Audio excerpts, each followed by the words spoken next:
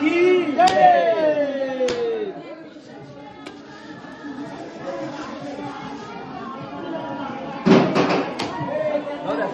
राहू दे.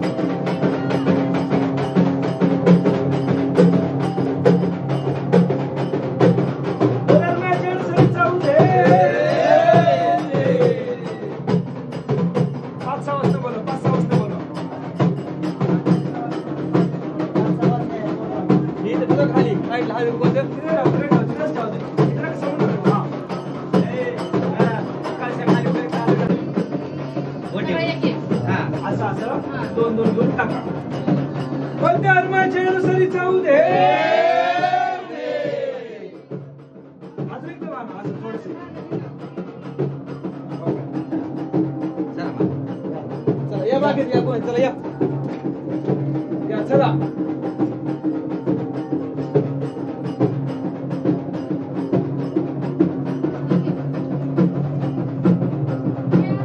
पण धर्माच्या अनुसारी जाऊ दे.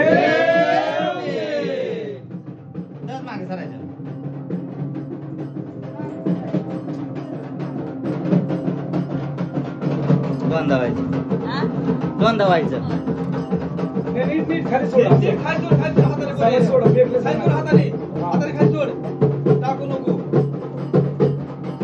सर. मागं थोडा निवेद माग ओढता का? हा माग ओढता का? लाज लागत एखाद्याची.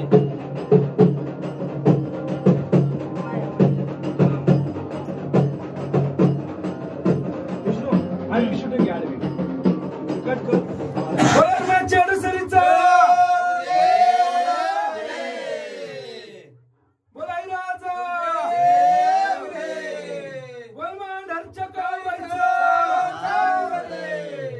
नमस्कार. ओम काळेश्वरी. मी गुरुदेव प्रशांत भाऊ गायकवाड, राहणार खराडी, पुणे. आज चिंचपूर खुर्द, तालुका परंडा, जिल्हा धाराशिव येथे आज मी आलेलो आहोत. तर इथल्या ग्रामस्थांनी व जंगलाई परिवारांनी मला इथं आमंत्रण केलेलं आहे व सर्व ग्रामस्थ मंडळींनी मला आमंत्रण केलेलं आहे. श्री येडेश्वरी देवीची मूर्तीची स्थापना करायची आपल्याला आज. तर येडेश्वरी पाषाणाची मूर्ती अशी भव्य केलेली आहे. त्याचा पूर्ण सकाळी 7 वाजल्यापासून दुपारी 12 पर्यंत देवीची भव्य मिरवणूक व प्रत्येक ग्राम देवस्थान जिथे देवस्थान त्याजवळ आपण मानपण देवाला पण भेटून आलेलं आहे देवीला. तर आता आपल्या देवीची मुख्य प्राणप्रतिष्ठापना करायची. प्राणप्रतिष्ठापना करताना आईसाहेबांची महत्वाची गादी भरायची. हे पूर्ण आपण गाभाऱ्यात उभारलं. पूर्ण डोंगराळ भाग आहे. डोंगराळ भागामध्ये आईसाहेबांचं इथं त्यांना आईसाहेबांची मूर्ती आपल्याला स्थापन करायची. म्हणजे आईसाहेब कशा राहते इथं आपले वाटे पळून आलेले. ते स्वप्नात येऊन सांगितलं ते मंदिर कुठे पण उसळायचं.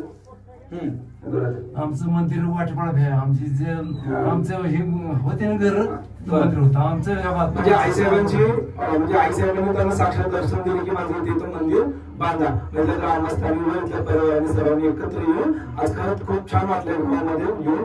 कारण का गाव पण एकदम चांगलं आहे. गावातली माणसं खूप चांगली आहेत. सगळे मिळून खूप छान भोई भक्ती आईसाहेबांच्या प्रकारे ही प्राणप्रतिष्ठापना सगळे करते. आता आईसाहेबांची गादी भरली आपल्या आधीपासून आपण केलेली. आता अजून काय काय केलं मी तुम्हाला सांगतो प्रत्येकदा. आईसाहेबांची गादी भरताना पहिलं तुम्हाला ते शिंपडून घेतलं आपण. त्याच्यानंतर धर्मी मातेला म्हणजे अनेक आपल्याला वाळू सिमेंट वगैरे आपण वापरले. त्याच्यामध्ये अनेक सूक्ष्म जीव किडे मकोड असे काय काय मरतात. त्यांना सुद्धा आपण ते काय केलेलं आपण आधी प्रज्वलित करून आपण काय केलेलं शांत केलेलं म्हणजे कापूर झाले.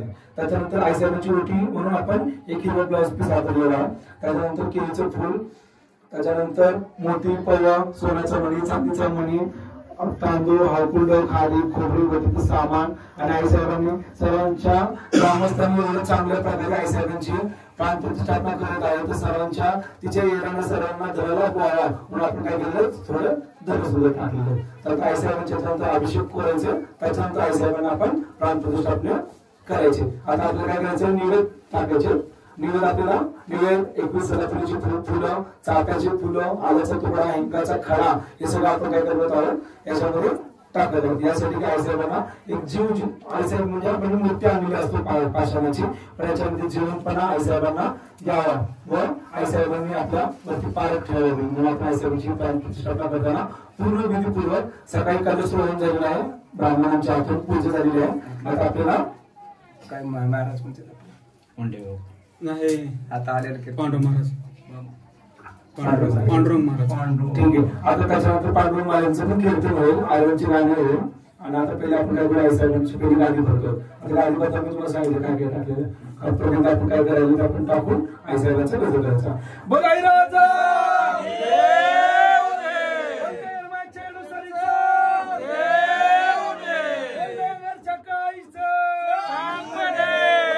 कोल्हापूर महालक्ष्मीचं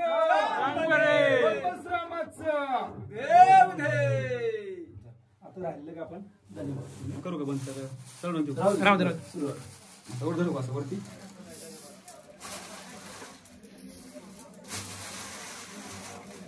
तुम्ही दादा टाकले ना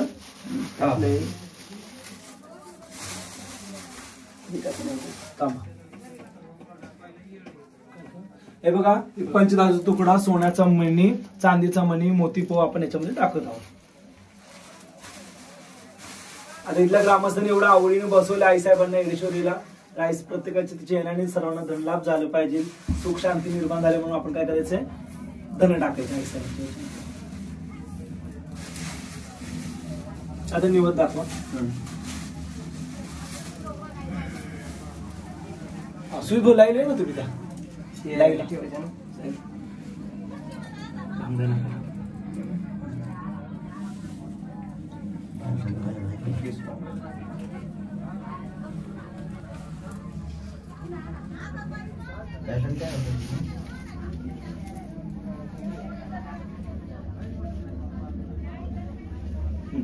थांबा, तसं नाही ठेवायचं.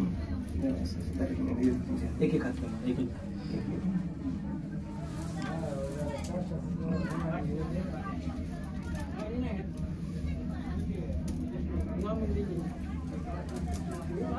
मी उद्यावाली धावतो. एक पीस द्या.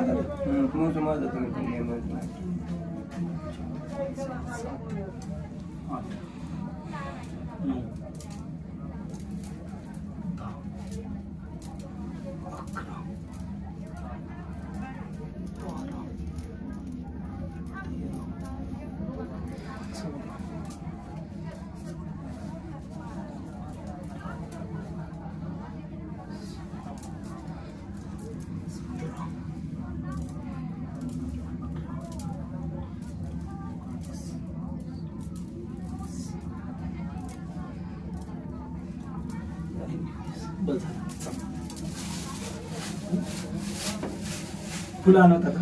फुलं फुलं ना चाफ्याची ना, चाफ्याची ती गादीची पण फुलं आपलं हे करायचं महादेवाची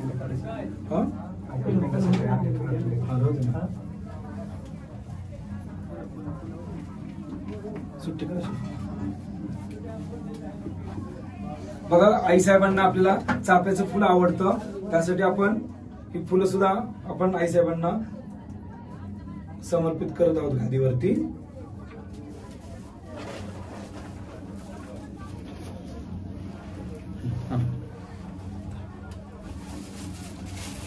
इधर आता तुळशीचे टाकायचे, तुळस पण टाकायचे आपल्याला. फक्त फुलं द्या.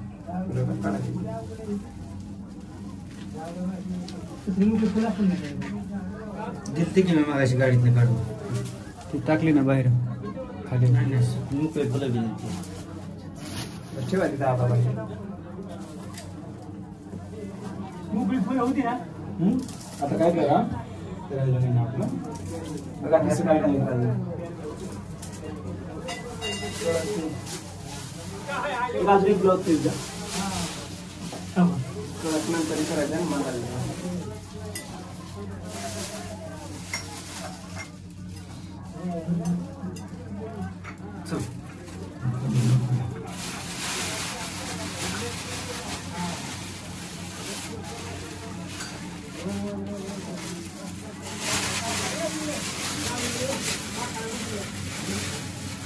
बघा आपण गादी भरलेली आहे, पण गादीमध्ये कुठेही लिंबू किंवा नारळ टाकायचं नाही, हे लक्षात घ्या सर्वांनी. कारण लिंबू नारळ टाकली हा चढा बनतो. त्यामुळं कधी गादी भरताना आईसाहेबांची सात्विक पद्धतीने आपल्याला गादी भरायची. म्हणजे काय होतं की लिंबू आणि जर नारळ वापरलं आपण तर ते काय होतं, चढा होतं भविष्यात. त्यामुळे लिंबू आणि नारळ कधी कुठल्याच गादीला कुठलं पुरायचं नाही जमिनीमध्ये. हा हा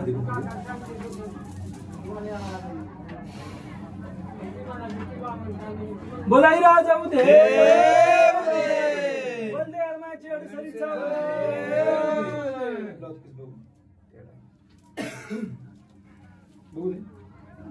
तासन बघा ना. ब्लाउज पीस किती खाली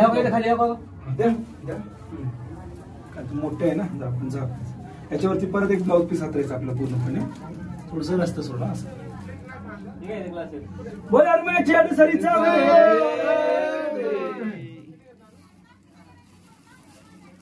आता ही गादी पूर्णपणे आपण भरलेली आहे. ही गादी काय करायची आता बुजून दे तुझ्या पद्धतीने. कसं बुजायचं हा इकडे काय आई राजा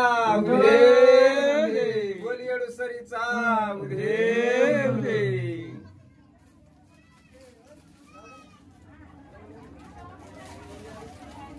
आता गादीला शिक दे.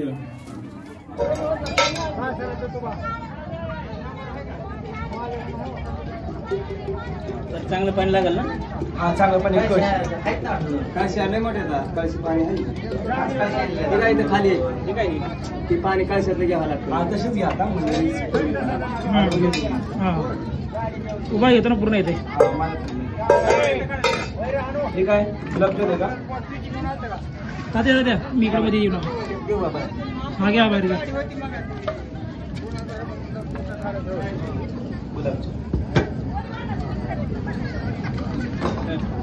तात्या मध्ये मध्ये नाही घेऊ नका.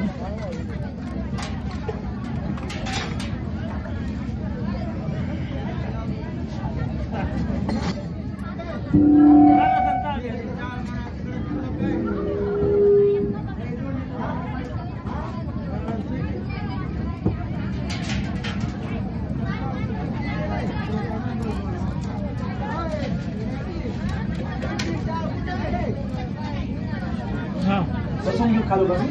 हा बोल धर्माच्या सरीचा आईला जाऊ दे. बोल भवानी माता की जय. बोल धर्माच्या सरीचा उदे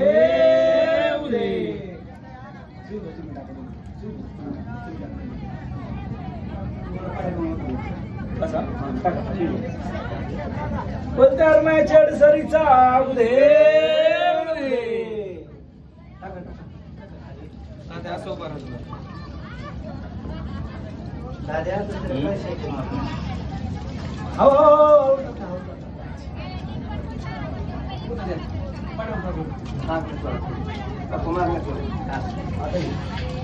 बोल धर्माच्या सरीचा उदे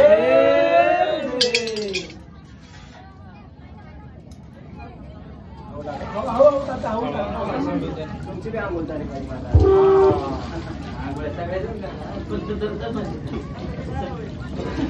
बोल धर्माच्या सरीचा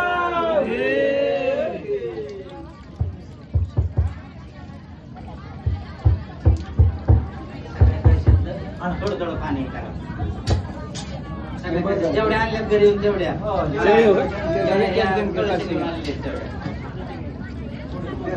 पाठीमागची घ्या चला. बोल धर्माच्या सरीचा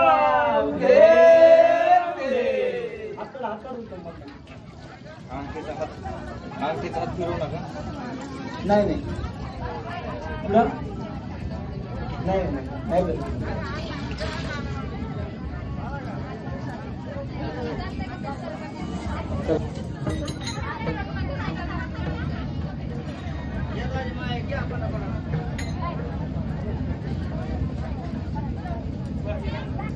आता कशी डायरेक्ट ठेवायची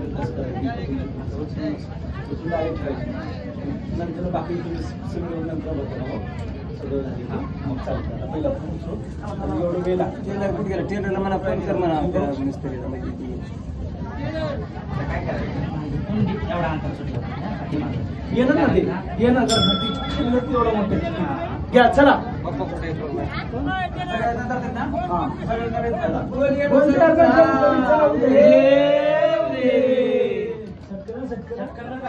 पकडा पकडा पकडा वर घ्या वर घ्या वर घ्या. ठेवा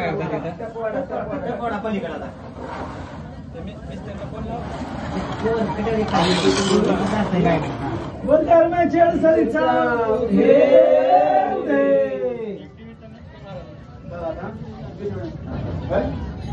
राहील नाशी राहील की व्यवस्थित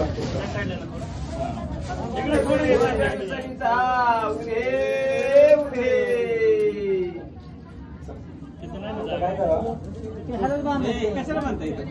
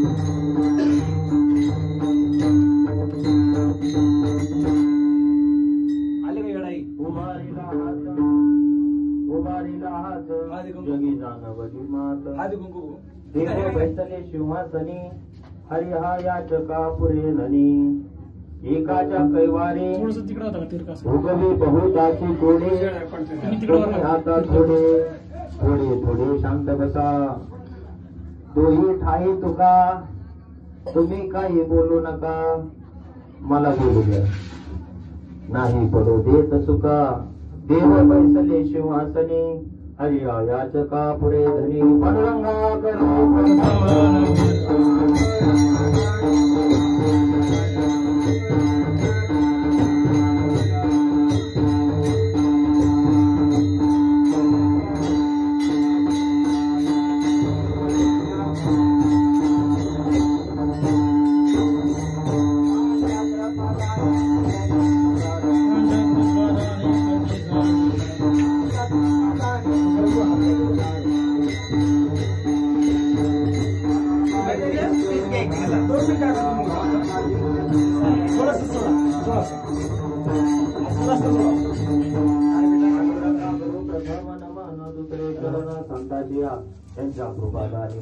तिकडे सरकार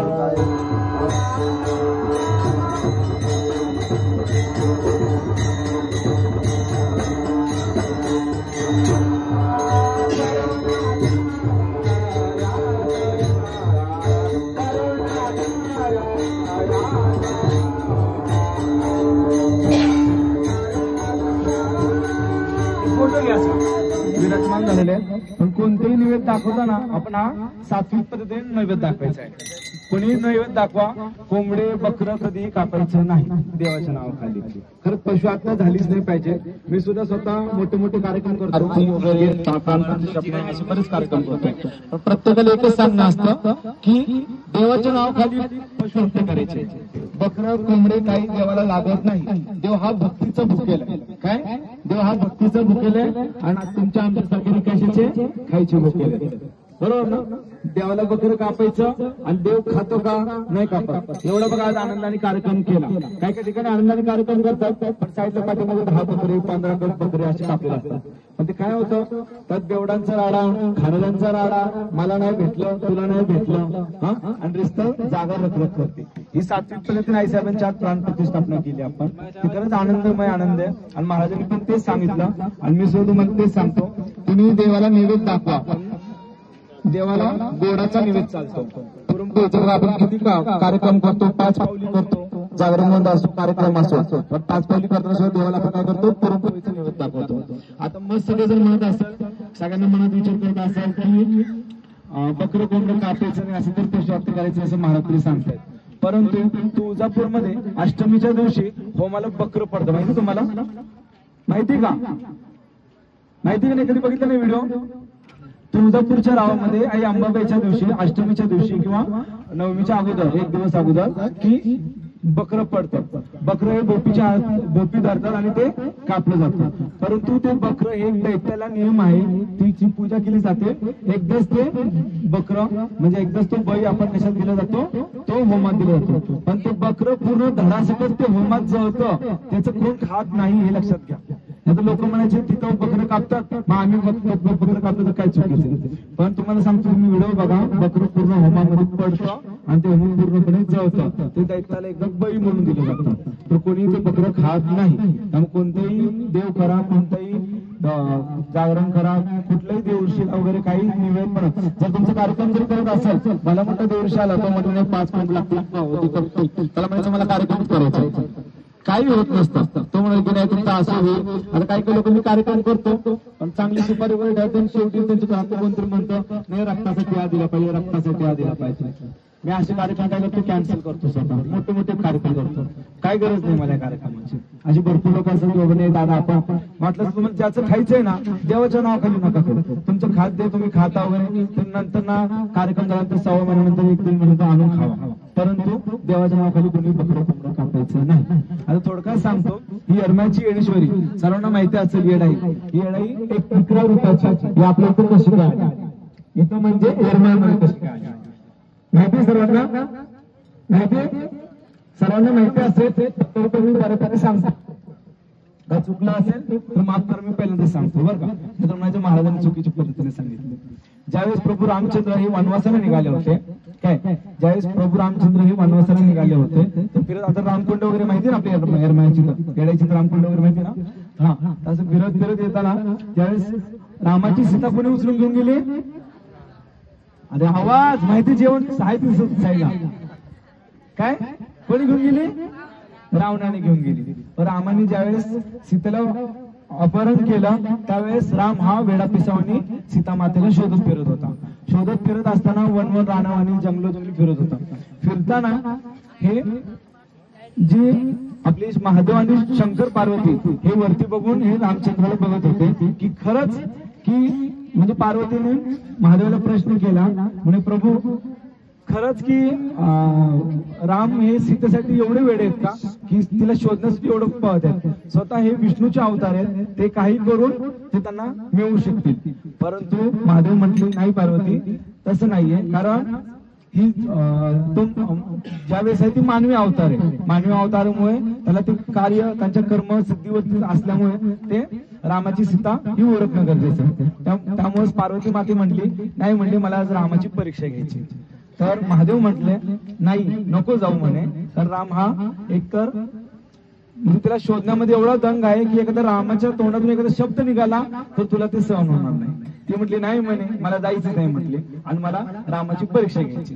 मग त्यावेळेस राम लक्ष्मण हे वनवासात फिरत असताना, रामकुंड येते एरमायाच्या या साईडला, तर फिरत असताना त्यावेळेस पार्वतीने काय केली, सीतामातेचं रूप घेऊन एका पाषाणावरती बसली होती. पाषाणावरती बसल्यानंतर लक्ष्मणाने ते पाहिलं आणि लक्ष्मणाने म्हटलं की रामाला की आपली माता तर तिथं बसलेली आहे, आपण आपलं गावभर शोधतो. राम म्हटलं कुठे? म्हणलं नाही हे बघा इथं बसलेले आपण. मग ज्यावेळेस राम शेवटी रामाला आनंद झाला की आपली सीता सापडली, एका ठिकाणी बसली, म्हणजे तिचा अपहरण नका काहीतरी रुसून वगैरे बसले असं म्हणून बसलेली आपली. ज्यावेळेस पळत राम ज्यावेळेस तिथं त्या दगडापाशी गेला, पाषाणापाशी गेला, त्याच्यावरती सीता बसली होती. सीतेचं रूप घेऊन कोण बसलं होतं? पार्वती बसली होती. पण राम शेवटी राम कोणाचा अवतार होता? विष्णूचा होता. शेवटी अंतःकरण हा भगवानच होता राम. मग शेवटी राम पाहिल्यानंतर तो म्हणजे एकदम क्रोधाने म्हटला. शेवटी पार्वतीला सगळे माताच म्हणत होते. त्यांनी काय म्हटलं, माते म्हणजे आई तू वेडी आहे का? काय म्हटलं, वेडी झालीस का? मला फसवायला तू इथं आलीस का? हा शब्द आई रामाच्या तोंडातून कुठे गेला? येडाईला गेला, म्हणजे पार्वती मातेला गेला. पण तिला रामाने मला येडीच का म्हटलं म्हणून तो क्रोध तिला आवरला नाही. क्रोध आवरला नसल्यामुळे तो खालचा पाषाण होता, तो पाषाण फुटला आणि ती इकरा रूप धारण केले. मग त्यावेळेस रामाला कळाले की आपली पार्वतीच आहे, आपली पार्वती माताच आहे. पण आपला एखादा शब्द तिला गेला. त्यावेळेस सर्व देवदेव तिला गेले, शरण गेले देवीला, पार्वतीला, की तू नाही साहेब या विक्रा रूपामध्ये आहे, परंतु विक्रा रूप काय धारण घेऊ नकोस, काय विक्रा रूप काय धारण घेऊ नकोस. त्यावेळेस महादेवाकडे सर्वांनी विनंती केली. हॅलो, हा महादेवाकडे सर्वांनी विनंती केली परत देवदत्ताने, कारण तिचा राग शांतच होत नव्हता. कारण विक्रा रूपाची आई येडेश्वरी म्हणजे पार्वतीचा अवतार. मग परत सर्वांनी काय केलं, महादेवापाशी गेले, महादेवाला विनंती, पार्वती तुला मी अगोदरच सांगितलं होतं रामाच्या एखाद्या तोंडातून शब्द जाईल आणि तो तुला खपणार नाही आणि तू त्या क्रोधाने तू विपरीत होईल. मग त्यावेळेस राम म्हटला नाही, म्हटलं माझ्या तोंडातून अवतार म्हणजे नाव गेलं, तू येडी का? पण त्याच्या अगोदर लागलं आई, कारण का मातेला आई म्हणत होते. त्यामुळे आई तू येडी का? त्यामुळे म्हटलं की तुला आई येडीच्या रूपामध्ये आज हा पाषाणाचा मान देईल आणि तुला यरमा गावास तुझं स्थान देईल. असं येडेश्वरीचं रूप ते विक्रा रूपामध्ये आई साहेबांचं पाषाणाचं रूप बसवलेलं आहे. आता तशीच येडाई तुमच्या रावामध्ये बसवली, आणली तिला. आता बघा तिचं श्वास शृंगार केलंय मी आतमध्ये, साडी वगैरे नसली, नागवेलीचा पानाचा दर्जा असतो आईला, नागवेलीचं पान लावलेलं आहे, सोबत पानाचा विडा. आता काय काय परिवार दादा म्हटले की पुण्याला असतात, पण हे सर्वांचंच काम आहे. महाराणामध्ये आई येडेश्वरीचं मंदिर बसणे, त्याच्या अंगावरती धूळ सुद्धा बसू द्यायचं नाही. हे कर्तव्य कोणाचं? तुमचं. ठीक आहे, काय चुकलं असेल तर माफ करा. सांगायचं तात्पर्य असं की प्रत्येकालाही आईसाहेबांची भक्ती तिथपर्यंत पोहोचली पाहिजे. बोला रमेश्वर सरीचा ऐराजा. कुणाचा आवाज आला? जेवण झालेलं दिसते काका. गणपती बाप्पा मंगलमूर्ती. सुख करता दुःख हरता वार्ता विघ्नाची, गुरुवी पुरवी प्रेमा कृपा देवाची, सर्वांगी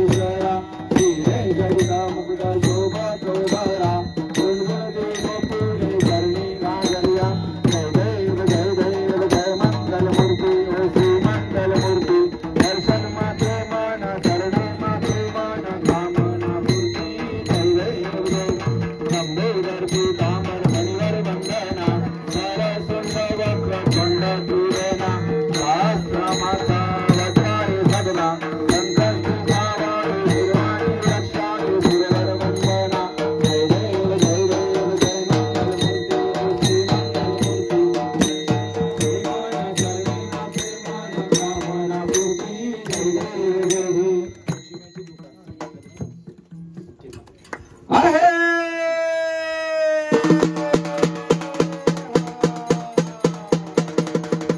जर ग म्हणले ग बाई तुमचं लेण्याच ग काही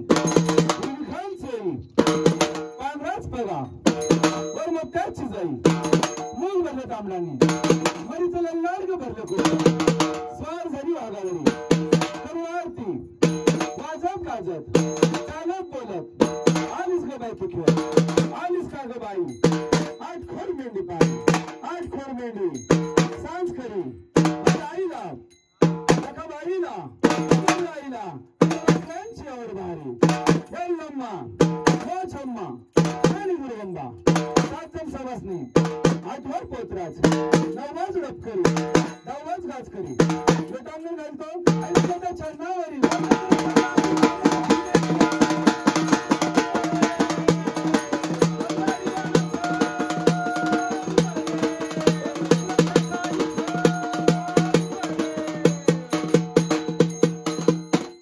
ओम नमो श्री ब्रह्मा विष्णू महेश नारती